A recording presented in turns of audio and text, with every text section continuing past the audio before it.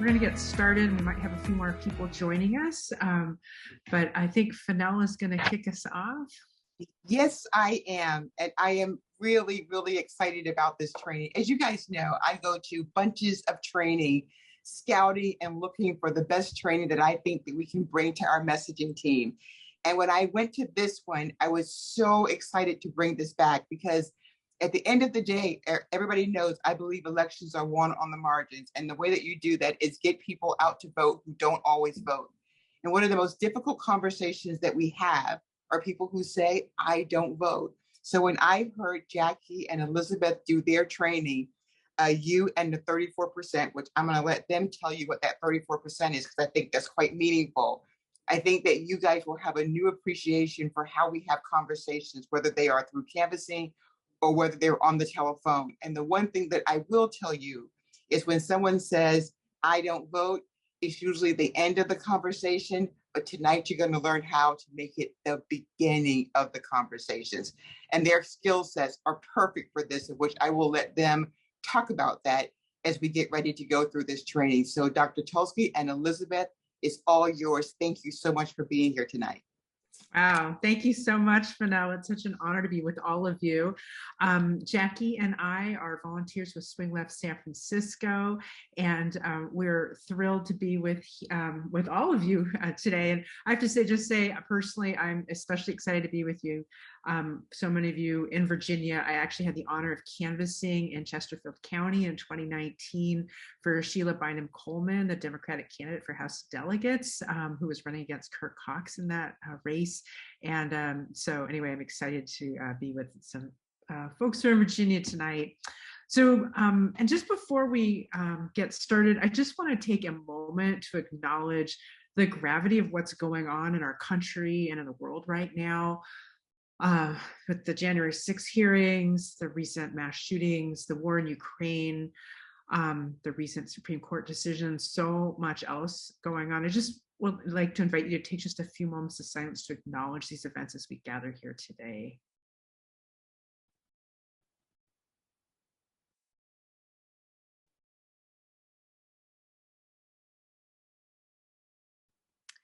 Thank you. So I just wanted to, I know many of you are very experienced folks already, but since we don't know most of you, I'm wondering if you could just raise your hand if you've ever phone banked or canvassed before. Okay, got a pretty seasoned crowd here. And is there anybody here who has never phone banked or canvassed before? And okay, great. That's fantastic. Well, I hope that everybody will get something out of this training. And like Fennell said, we hope that you will get something out of this training. And oh, I'm also wondering if any of you have ever heard somebody say, I'm not voting. Anybody ever hear that in a conversation? Yes. Okay. I think it's pretty common. So we hope by the end of this training, like Fennell said, that this will be the start and rather the end of the conversation with these voters. So just a few housekeeping items. We ask you to please keep yourself muted most of the time. If you have questions, feel free to drop them in the chat and we'll answer them at the end of the training.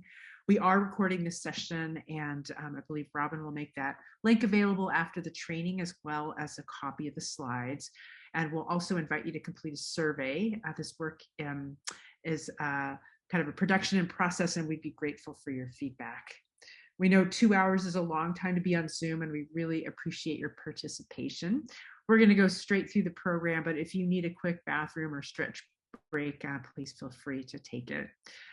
So just a quick overview of this evening's training. We're going to start with some context about the importance of high potential voters, share a few stories, and provide suggestions for how to connect with this very important group. Then we'll demonstrate a few interactions and give you a chance to practice in small groups. And afterwards, we hope that some of you can stick around for an optional Q&A. We have 3 goals for today's workshop. First, we hope that you'll learn some concrete new skills for navigating challenging conversations. Second, we hope you'll get a chance to build those skills during the practice sessions. And then third, and most importantly, we hope you'll come away with some new tools that will help make phone banking and canvassing less stressful, more effective, and more satisfying. So again, as we've mentioned a few times, if you have not had a chance to print out this handout we sent you in advance, now would be a great time to do that. We'll be referring to it several times during the training, and you will need this for the practice sessions. And I'll also mention it has some handy all-purpose phrases on the last 3 pages. Myra just shared another copy of the document in the chat. And if you don't have a printer, that's fine. We just suggest that you download the file and have it available for the practice sessions. So before we jump in, a few caveats. Some of what we share today may be very different than approaches that you've used in the past. We have a lot of respect for traditional organizing approaches, but for some conversations, especially with people who rarely or never vote, it can be useful to have some additional tools. We don't expect you to use everything we try out today. If you come away with 1 or 2 new ideas, that would be a huge success. Also, we know that some of you may have a lot of background in motivational interviewing, and while the tools we are sharing today are inspired by motivational interviewing, we've taken liberties to adapt these approaches to voter engagement in a very applied way, and we know that we're just scratching the surface. We hope that you'll still find a few useful nuggets. So to start off with, I'd like to take a moment to ask you what might be possible if we elected Democratic supermajorities at the local, state, and federal levels. What if Democrats not only had the White House, but say 80% of the Senate and US House seats? What if our state legislatures, as well as mayoral positions, school boards, and other local offices were held by Democrats? What might be possible? I invite you to take a moment to dream big. And then please put some of these accomplishments that would be possible in the chat if this dream came true. So for example, I would want universal health care. I wonder if any of you have thoughts that things that mean passage of the ERA, yes.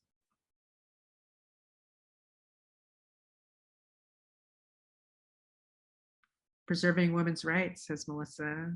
Fanel, K through 12, fully funded. Stair says better healthcare, schools, access to voting, environmental solutions.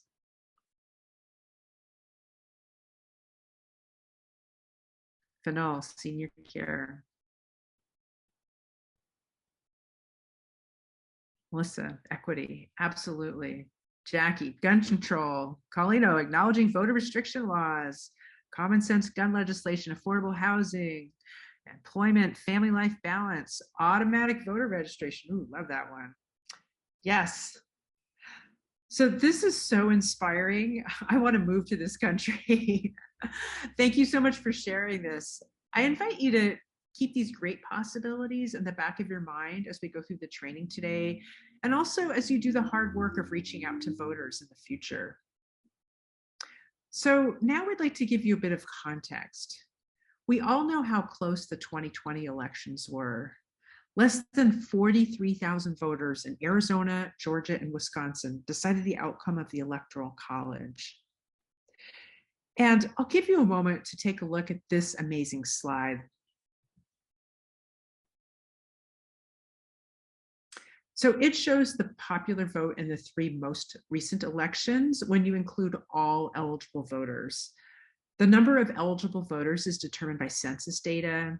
It includes citizens age 18 or older who aren't barred from voting because of past felony convictions, depending on the laws in their state. So the Democrats in blue and the Republicans in red are pretty close in 2016, 2018, and 2020. That purple band represents third-party voters, which includes some of those elusive swing voters we hear so much about.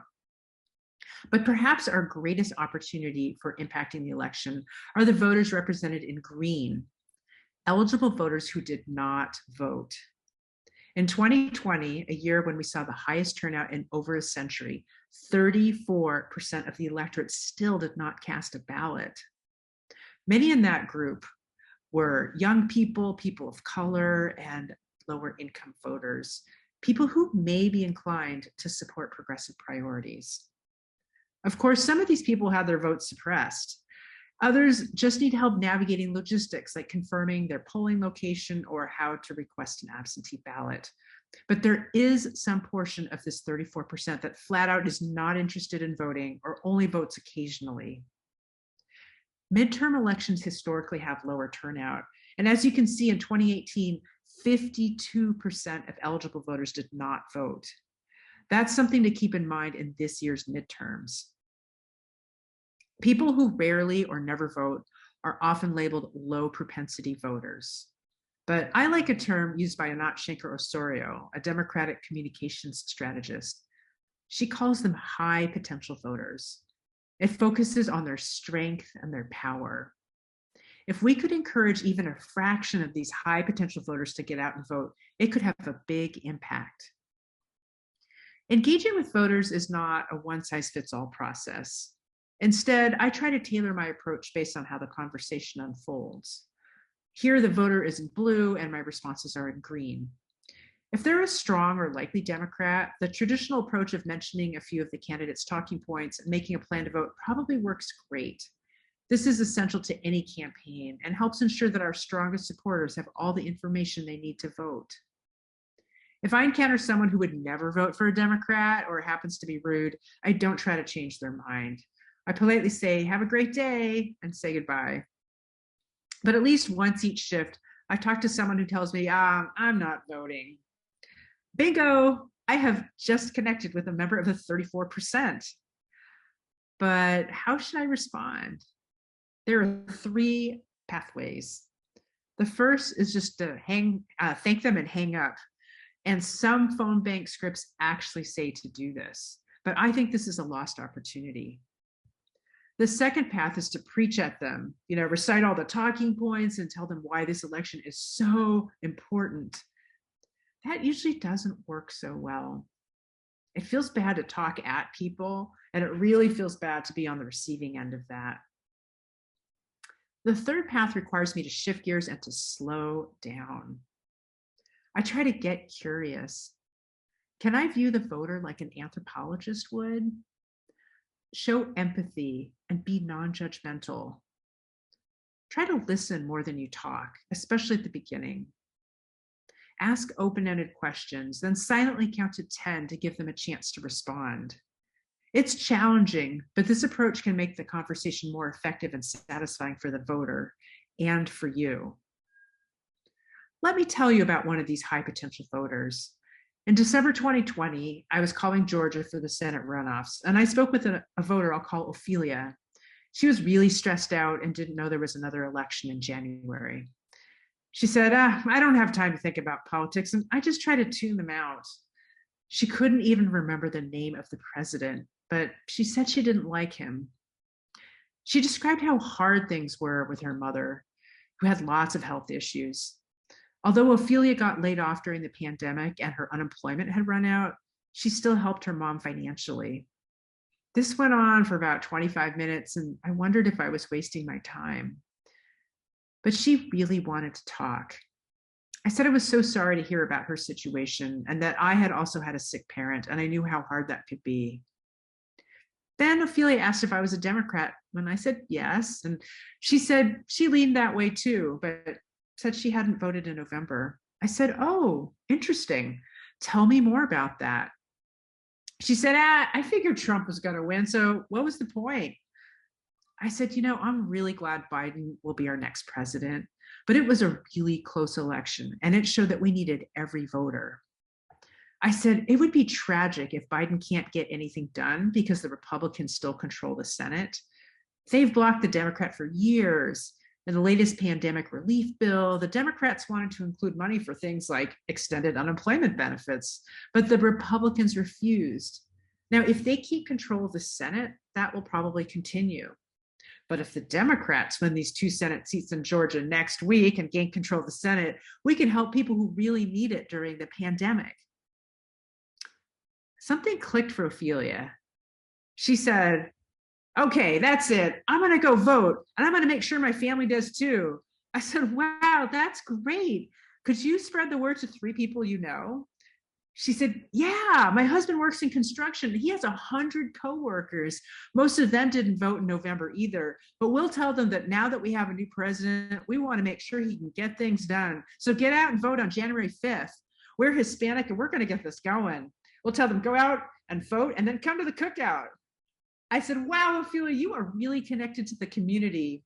You and the people you know could decide the outcome of the runoffs. I asked if I could send her information about early voting and text her a reminder on election day.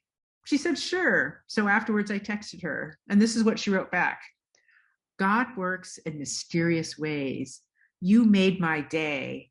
Yes, I will take all my friends to the polls. I can literally imagine their faces when we walk in.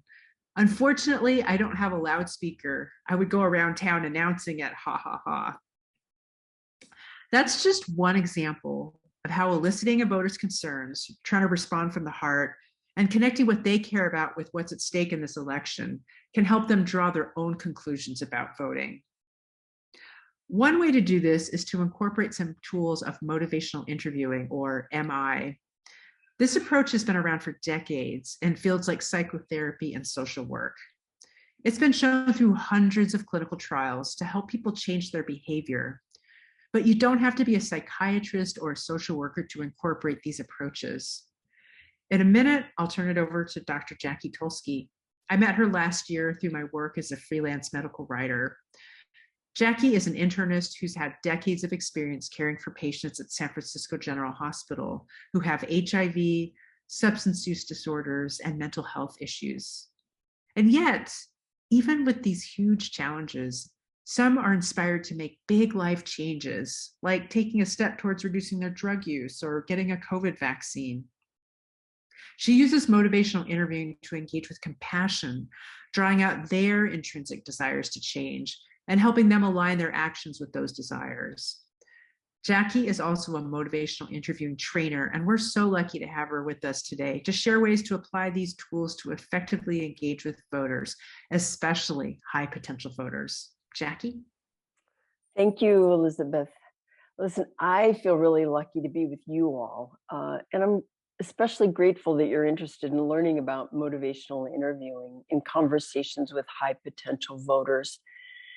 So what is motivational interviewing, or MI? It's a method of communicating. It seeks to draw out someone's own motivation, help them sort out their own ambivalence for change. Ambivalence is something most of us are pretty familiar with, feeling two ways about something at the exact same time. I really want to eat healthy, but that bag of chips that's open over there, it knows my name and is calling me over. And though many people are not happy with their elected leaders, life doesn't seem to change that much, no matter who's in office. So why bother voting? There's some specific skills and tools that we can use to have MI consistent conversations, but learning MI really starts with a philosophical approach to communicating. The spirit of MI has 4 principles with the acronym of PACE. And interestingly, all 4 of them are woven through Elizabeth's conversations with Ophelia, helping Ophelia resolve ambivalence about voting. The first principle is partnership. We try to make the attitude or have the attitude that what the other person we're talking to thinks and has to say is as important as what we have to say. We ask questions that are open, that invite the person to tell us more. We listen to hear what they are ambivalent about and what they wish would change and why.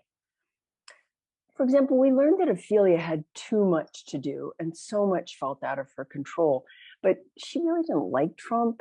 And there were some things that were very important to her, like taking care of her mother. With A, or for autonomy, we honor a person's control of their own decisions. We recognize and respect the right not to change. Maybe Ophelia will vote her interests, and maybe she won't. When we acknowledge and accept another person's autonomy, they have the space to move forward rather than feeling backed into a corner defending their initial position.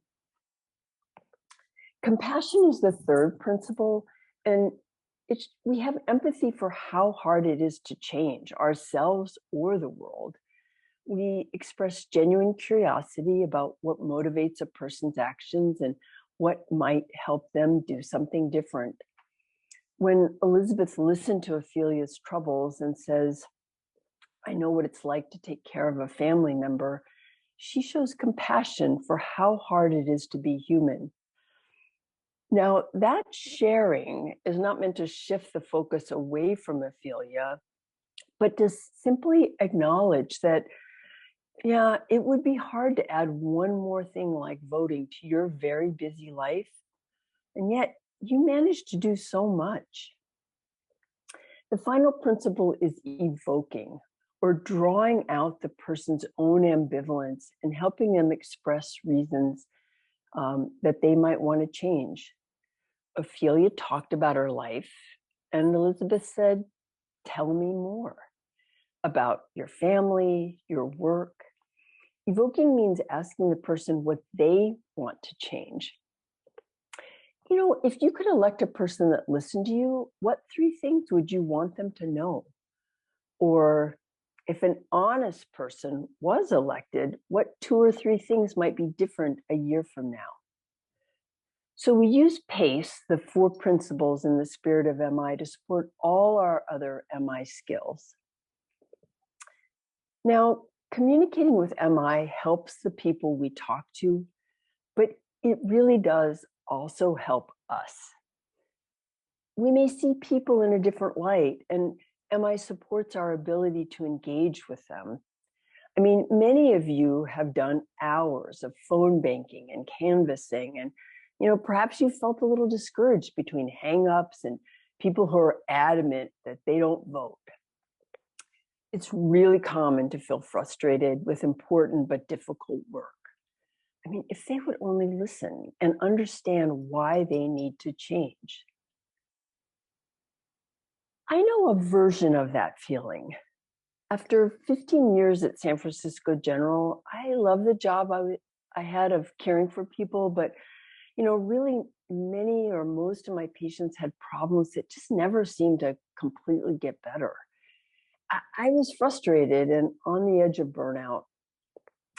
A colleague who was trying to help me think through it all thought maybe I should look into this communication thing called motivational interviewing.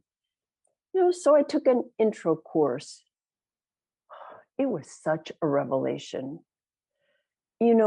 It turns out that making people change was not my job. My job was to help them find their own reasons or motivations for change.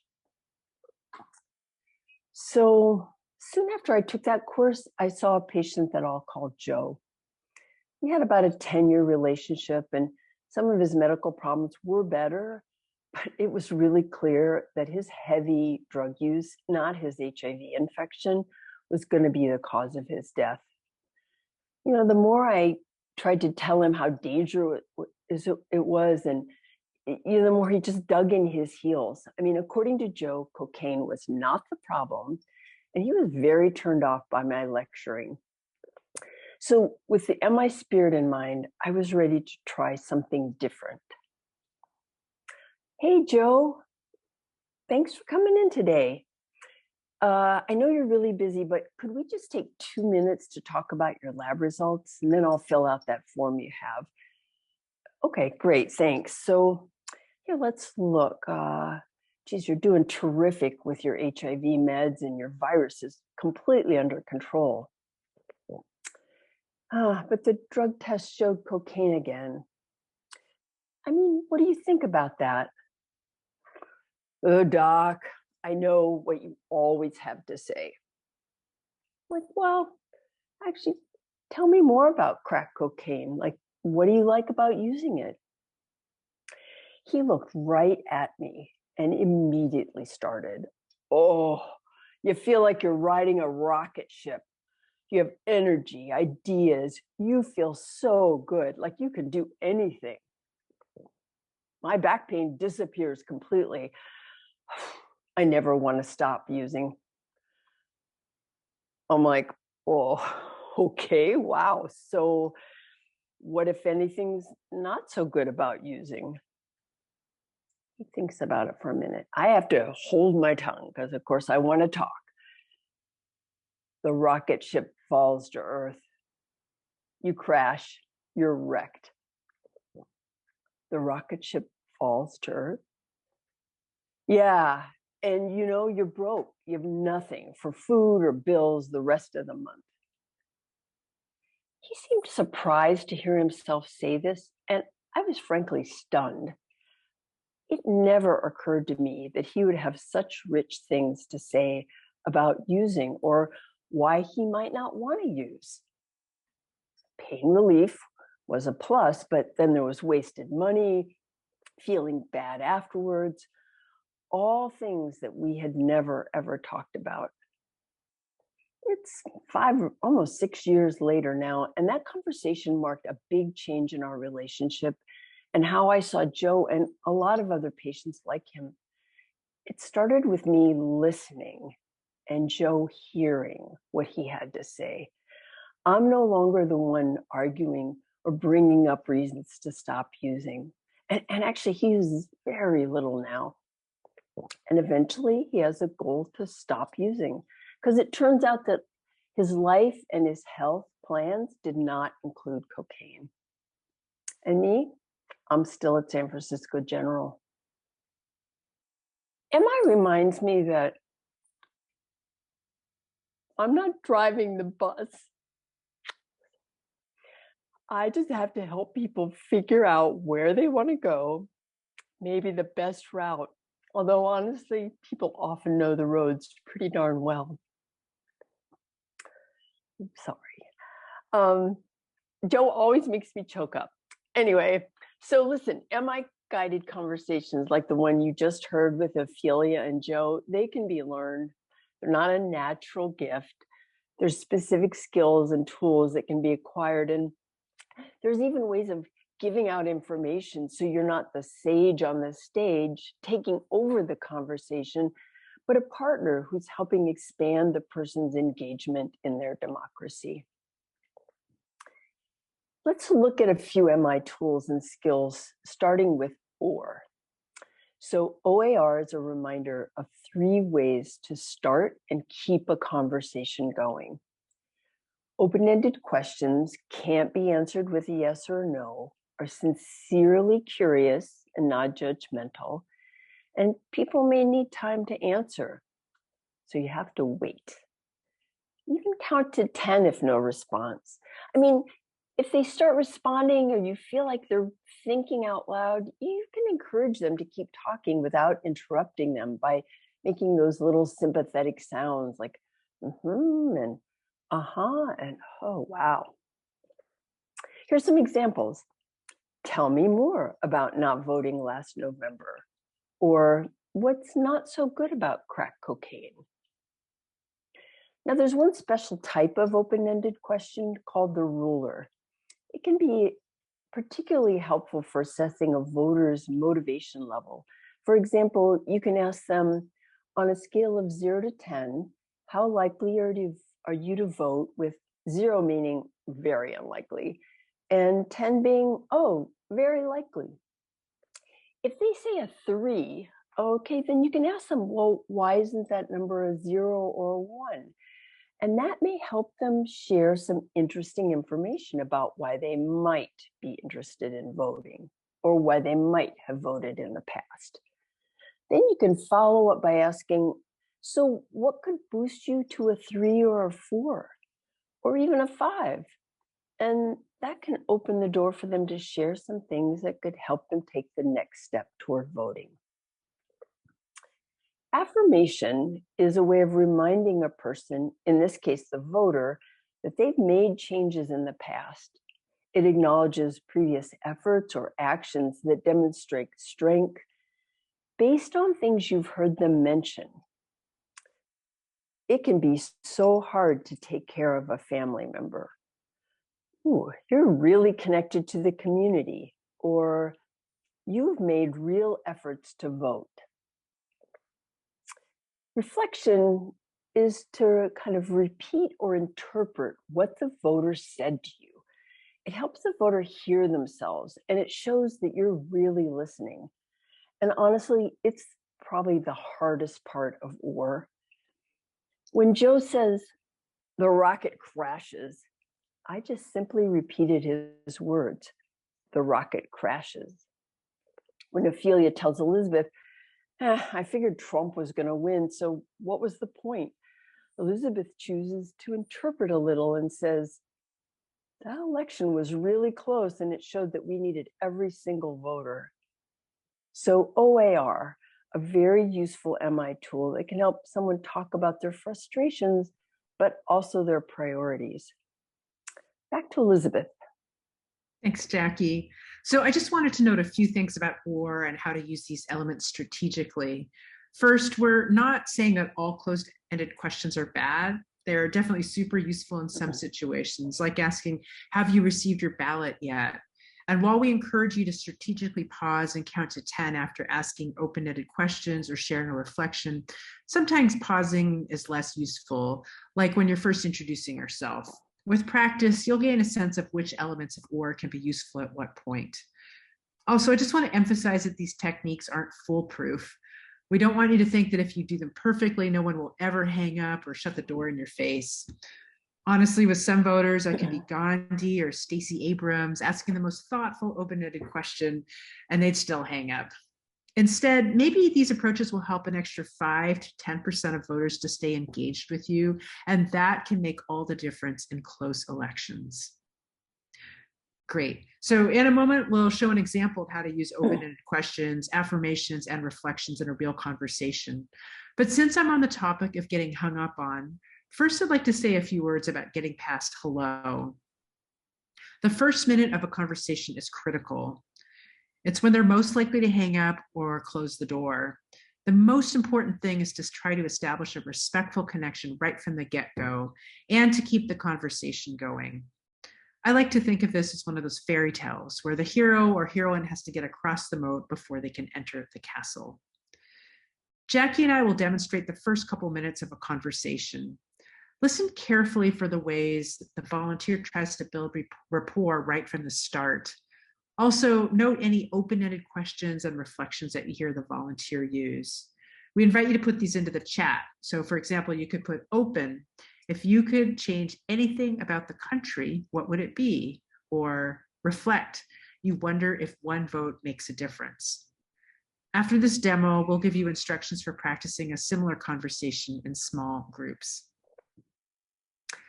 So now I'll call Jackie on behalf of Congresswoman Elaine Luria, who, as you know, is running for re-election this November in a very tight race. Ring, ring. Hello? Hi, my name is Elizabeth Chur. May I speak with Jackie Tulsky, please? Yeah, that's me. What's this about? Oh, I appreciate you taking my call. I'm a volunteer with the campaign to re-elect Congresswoman Elaine Luria.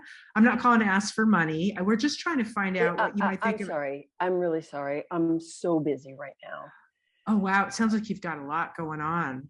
Yeah, and to be honest, I really hate these calls. I hear you. You know, actually, I don't really like making these calls either. And at the same time, the upcoming election feels really important. It'd be so valuable if you could just give me a minute to share some of your thoughts about where things are headed in the country. I don't vote. Oh, interesting. Tell me more about that. I mean, it's just a waste of time. All those campaign promises and then nothing changes. I'm really so tired of it. I've got enough to do without that. I voted before, but my life sure didn't get any better. You voted when you thought it would impact you. Well, yeah. I mean, when I thought it'd make a difference, but nothing happened. I mean, look at things now. I mean, COVID's still here. It took forever to get the kids back in school, and then my husband lost his job, and we didn't even have health insurance for almost 6 months. I just don't have time to pay attention who's running for the local dog catcher or whatever. You're a really strong person who's juggling a lot. I'm wondering if you had a chance to actually talk to Congresswoman Elaine Luria, what 2 or 3 things would you want her to put at the top of her to-do list? I have no idea. Hmm. I really don't know. Well, I'm just wondering if you could change 2 or 3 things about Virginia, what would they be? Oh, Virginia, 2 or 3. Listen, we love living in Virginia Beach. I mean, my husband and I both grew up here, but things sure have changed. I mean, we both work full time, but we can barely make ends meet. I had to actually take a second job delivering for Uber Eats. And with gas prices so high now, I mean, it costs almost $50 to fill up my tank. Wow. All right, time out. So let's look at the chat. Let's see if anybody had any thoughts. That's okay. Hopefully you were listening to the dialogue and maybe hearing a few open-ended questions or reflections that were happening. Great. Mary was taking notes. Fantastic. And Great. Myra reminds us that the classic open-ended question is, tell me more about that. And then reflecting back, oh, you voted in the past when it was important to you. Those are two good examples. Great. Yeah. And so it's interesting. Or did you see Mary said, oh, the thing that stood out was that uncomfortable silence.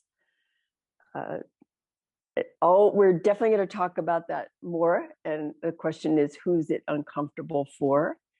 And Nell was saying, yeah, hard not to want to interrupt. So hard to listen.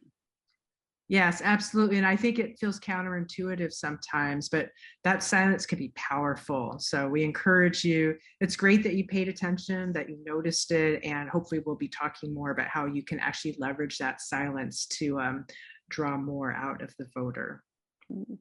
So the next part we want to go through is once you've gotten across the moat. One of you even asked me, am I across the moat yet? And so once you've gotten across the moat, you have the opportunity to really enter the castle and get to know more about what's important to the voter. Some of you were clearly already doing that in the first practice session we just had. As this flow chart shows, when we switch gears into motivational interviewing mode, we bring our non-judgmental curiosity to the conversations, really try to listen more than we talk. Open-ended questions, those affirmations and reflections, the OR tools are all tools for something, helping to elicit something called change talk. The heart of MI is really the skill of listening for and amplifying change talk. Change talk is any expression of reasons to change behaviors or opinions, maybe a comment about what a person did in the past, how things were better or different, or something about what concerns them now. The goal is to have the person talk about their own motivations to change and help them hear themselves. Here's some examples of change talk from Joe and Ophelia. The rocket falls to Earth. You're broke. No money for the rest of the month.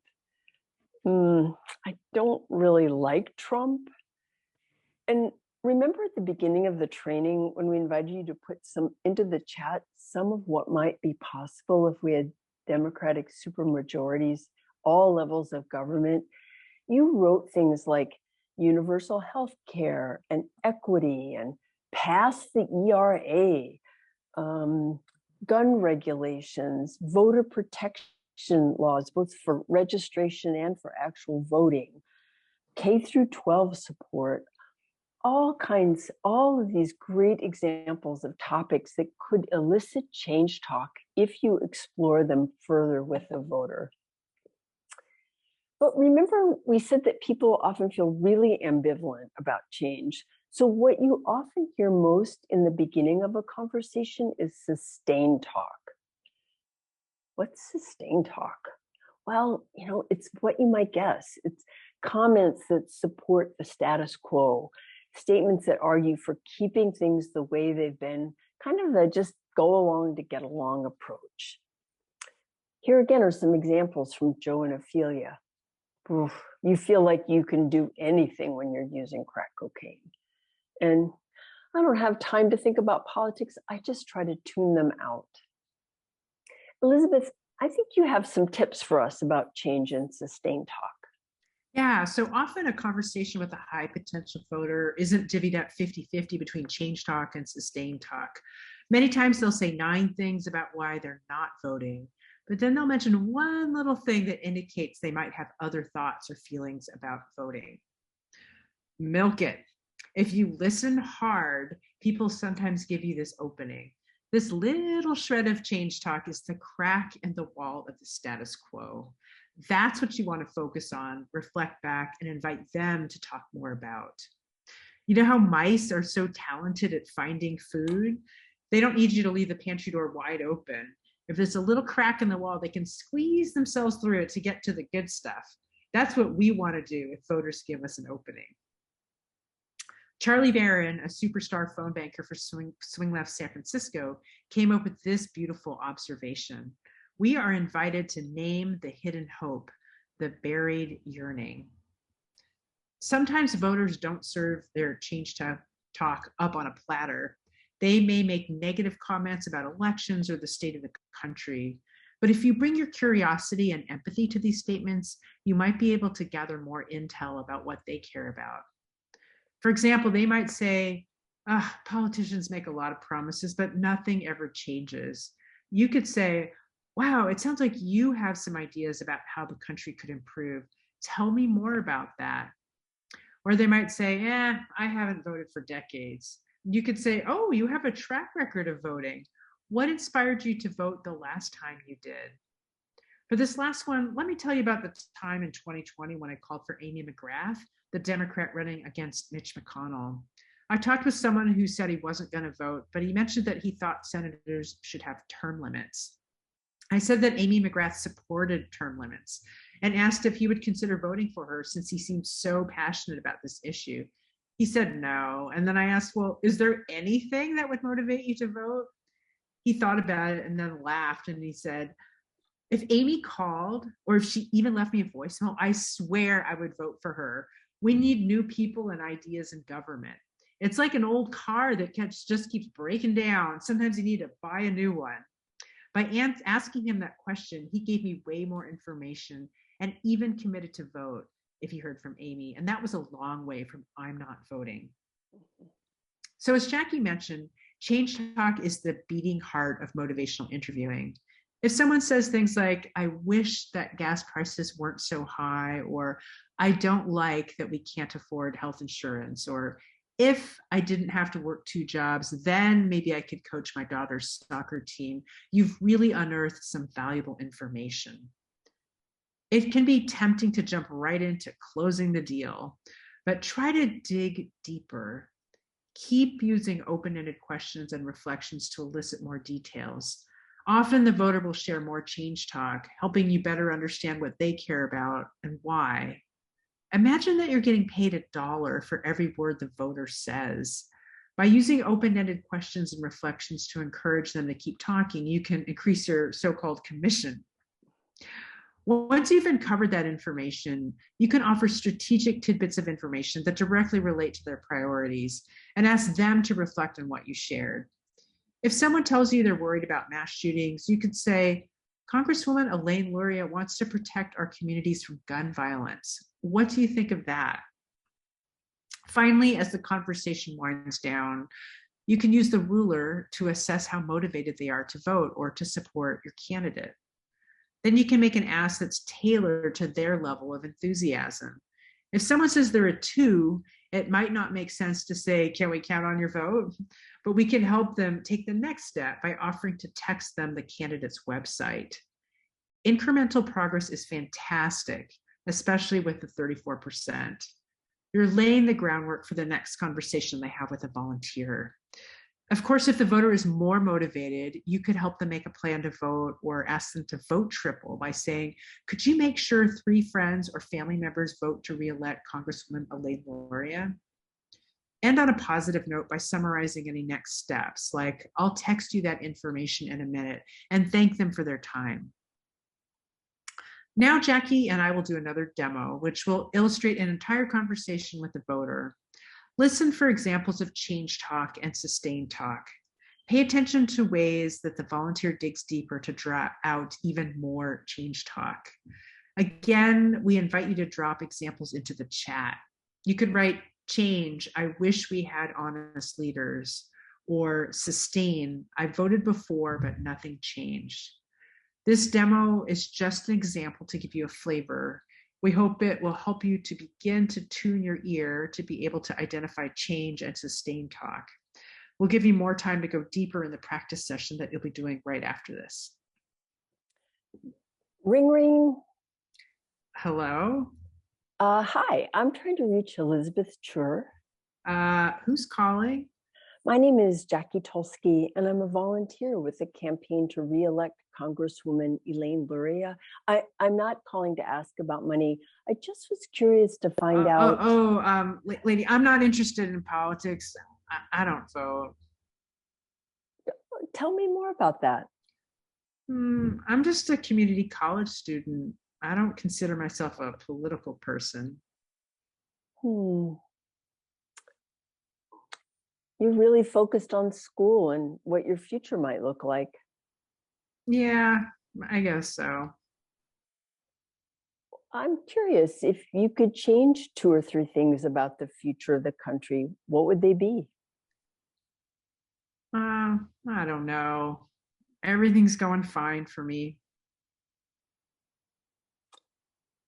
Well, that's great that things are going well for you. I'm glad. But so, Elizabeth, if you could make things better for some of your friends or family members, what would you change? Well, I have 2 younger brothers in high school, and well, sometimes I worry about them. You're the big sister and you're concerned about them.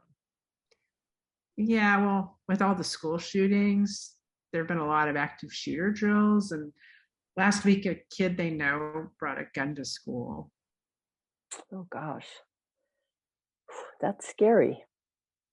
Yeah. They tell me they don't even want to go to school some days. It's kind of out of control. There are shootings everywhere, not just schools. People can buy any kind of gun they want and carry them around openly. You have a lot of strong feelings about guns and gun laws, and for good reason. What would you like to tell lawmakers to change? I don't know. My brothers and I all grew up hunting, so I'm not against guns, but there's got to be more safety.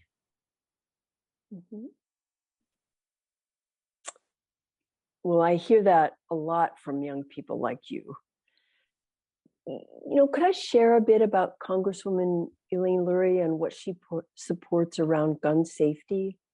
Yeah, but just one more minute. I'm actually headed to work right now. Okay, I will really make this quick. As you might have heard, Elaine Luria is the U.S. representative in Washington for this district. She's running for re-election in a really tight race. She served in the Navy for 20 years and believes that law-abiding adults have the right to carry guns. And at the same time, she helped pass legislation just this June, that created tougher background checks.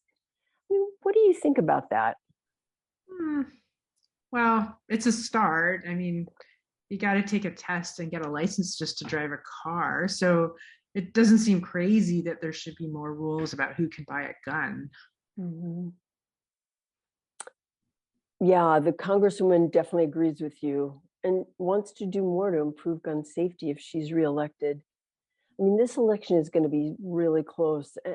I'm wondering, on a scale of 0 to 10, how likely are you to vote in this election? Maybe with 0 being, I'm just not interested, and 10 being, I'm ready to vote today.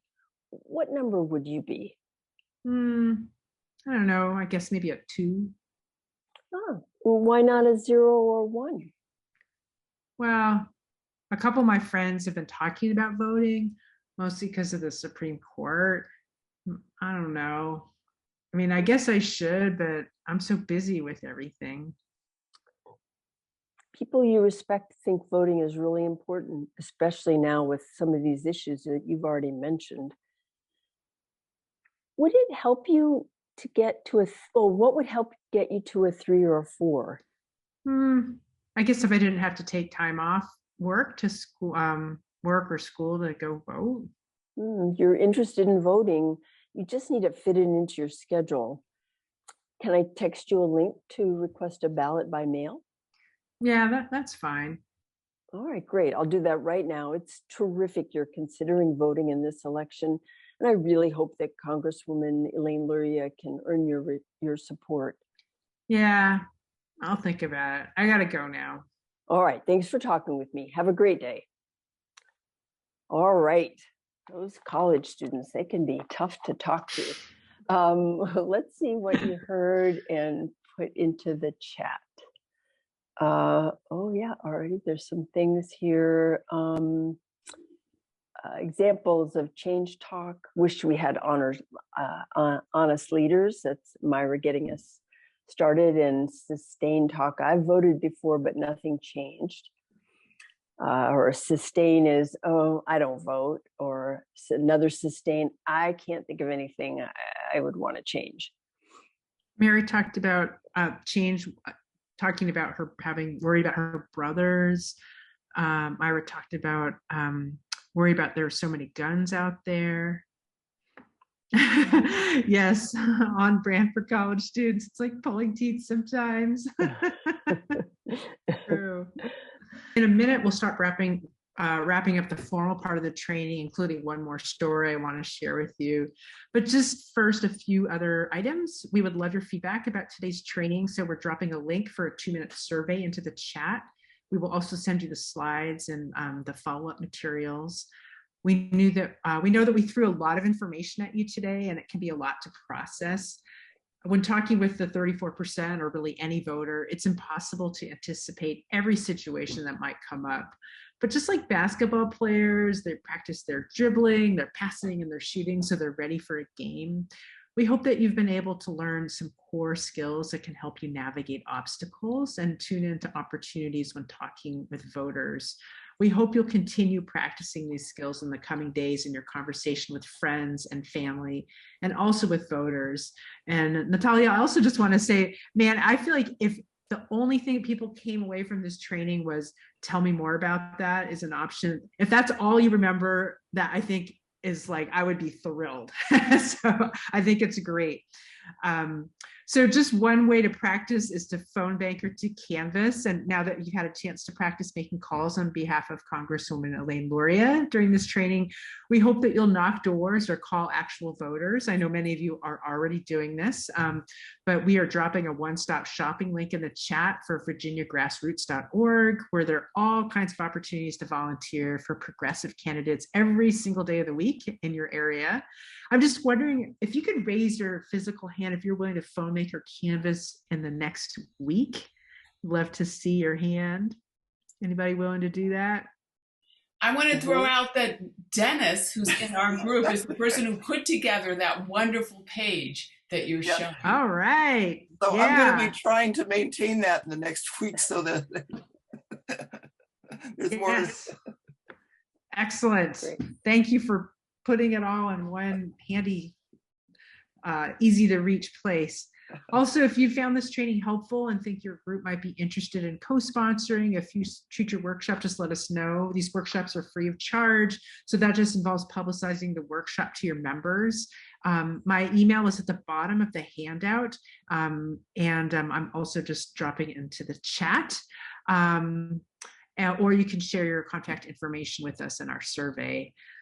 We know many of you are involved with other organizations, and you are welcome to share this content with them and to adapt it to your own needs. For example, another group used some of the content to create their own training to use motivational interviewing, actually to re-engage with volunteers from 2020 to help encourage them to get back in the game for the midterms. So again, feel free to email me with any questions, or if you want our PowerPoint version of the slide deck, we'd be happy to share it with you. Finally, we're truly grateful to Fennell Norton, Robin Warner, and the whole team at Network Nova for sponsoring today's event. And thanks to all of you for being part of the Women's Summit, because we are all in to win. Yes, go team. And many, many thanks to all the folks that helped out behind the scenes, including Myra Levy as our Zoom host today, Sally Faison as our slide monitor, Myra Levy and Charlie Varon for assistance with content development, and many others for promoting the workshop. So before we close, I just want to leave you with one last story. In October 2020, I called Dallas for Joanna Katnack, a Democratic candidate for state legislature. I spoke with a 30-year-old named Juan. He told me, I'm not voting. I said, oh, interesting. Tell me more about that. He said he wasn't a political person, that he'd never voted, and he wasn't going to vote that year either. I tried to stay curious and non-judgmental. This not voting thing is something I only read about in the paper. But here was a live person who could give me insight into what goes into that decision. I asked him whether his friends voted, and some of them did, and they were all over the map from conservative to liberal. They all got along, but they didn't talk much about politics. I asked if he were in charge, what he might change about the country. He said everything was fine. He still had his job, and his family and friends hadn't been affected by the pandemic. I said I was glad to hear they were doing okay. And then, almost as an afterthought, he mentioned he wasn't wild about President Trump. My ears perked up. Oh, really? What don't you like about him? I don't like the way he talks about Mexicans. I said, yeah, he said some pretty intense things. You know, it's possible that Texas could flip blue this year. The presidential race is going to be really close, but if Texas went blue, that could decide the whole election.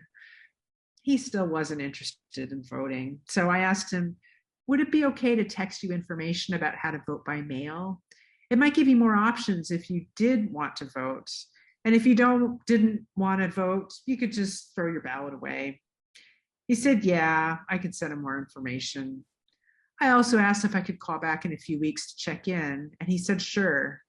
I thanked him for his time. We talked for over 20 minutes and said goodbye. I knew it was a long shot, but at least he hadn't hung up on me. On election day, I called him back. He picked up and he totally remembered me. I said, Juan, I'm so curious. Did you end up requesting an absentee ballot? And before I could even finish my sentence, he said, I already did it. I voted. And I almost fell out of my chair. He said, a couple Saturdays ago, my friend and I didn't have anything better to do. So we looked up the early voting place, and it was 5 minutes away. We went there. There was no line, and it took less than 10 minutes. And I voted for all Democrats, including that local candidate you told me about. I was blown away. I said, Juan, when we talked, you weren't interested in voting. What changed? He said, honestly, our conversation got me thinking. I said, oh, really? What about it? He said, well, the fact that it went on for so long, other people had called before, but when I told them I wasn't going to vote, they just hung up. You seemed interested in my reasoning without trying to persuade me. You just asked questions and listened. Later, I was frustrated with the crazy things Trump was saying, and I told my friend, come on, let's do this. I said, wow, that's amazing. What would you tell someone else who had never voted? He said, oh, it's easy. It doesn't take a lot of time. I asked if he thought he'd vote again. He said, I guess so. Well, probably. Yeah, definitely, now that I know how it works. I could almost see his thought process evolving as he heard himself speak. This is our future. This is how things are going to change for the better. One voter at a time, one conversation at a time. Right now, we have a precious window of opportunity to up our game when engaging with at least 34% of the electorate. Voters like Juan and Ophelia and the many other high potential voters like them. So many elections are decided by a handful of votes. And this year's midterms, control of state legislatures, 36 governorships, and the US House and Senate hang in the balance, not to mention what's coming up in 2024. We have an incredible chance to boost our turnout levels compared to previous midterms. And until now, we've left a lot of folks on the table. But just think what we could accomplish if we had full participation in our democracy, including many members of the 34%. I invite you to remember the very beginning of this training, when you shared such amazing visions of what might be possible if we had democratic supermajorities at all levels of government. Let's work to take a step closer to making those dreams a reality. Let's reach out to every single eligible voter in this year's elections. Let's engage the power of their hidden hopes to engage our country together. So now I'm going to turn it back to Fennell to close us out. But thank you so much for being an amazing group of folks. Thanks for staying here for the whole 2-hour training. We're so incredibly honored and grateful to be with you this evening. Thank you so much. And now I'm going to turn it back to Fennell. Thank you, Elizabeth, Dr. Tulsky, Myra, Sally, you guys, thank you so much. This was incredible. So before I say, tell me more, I'm going to open it up and see if there are any questions or any thoughts or comments that you guys want to share before we let you go. Mary? I already dropped a comment. It's the best messaging training I've ever attended. It's fantastic. Thank you so much. Thank you for the opportunity to practice in the room, because a lot of us learn all the stuff, or we take it in, but we don't actually practice it. So it was really valuable. I am very, very grateful. I am so grateful that you guys honored us tonight with your presence. It wasn't a terribly large group, but you gave us exactly what you give to the really large groups that you have. And we are so appreciative of that, because we promised you that we will use this on our 34%. So thank you guys so much.